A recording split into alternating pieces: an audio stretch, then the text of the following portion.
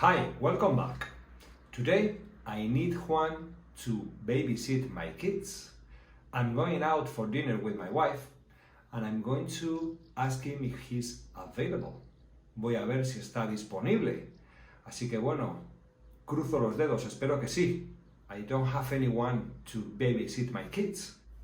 Hola Juan, ¿qué tal? ¿Qué tal? Dime. Pues mira tío, te voy a pedir un favor. No sé si esta noche estás libre o tienes planes. Pues no tengo nada que hacer, la verdad. De lujo, tío.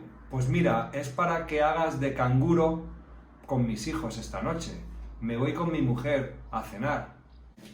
No hay problema. Para eso están los amigos. Pues muchas gracias, tío. Simplemente te voy a explicar un par de cosas. Sí.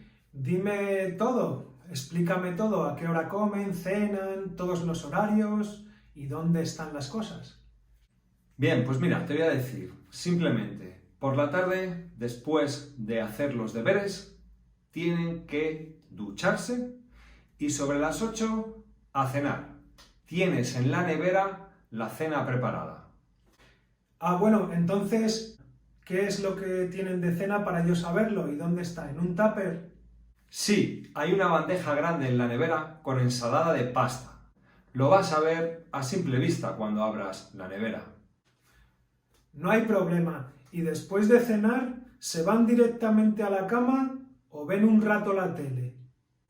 Hombre, como no es bueno irse a la cama nada más cenar, pues sí, durante 1 hora aproximadamente ven un rato la tele.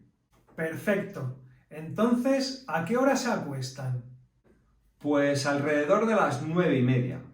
Eso sí, recuérdales que antes de ir a la cama hay que hacer pis y lavarse los dientes, ¿vale?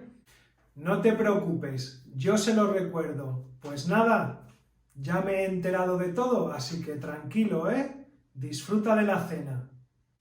Muchas gracias, tío. De todas maneras, ya sabes, si tienes algún problema, llámame.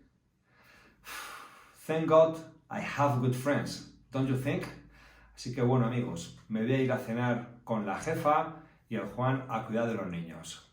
¡Nos vemos!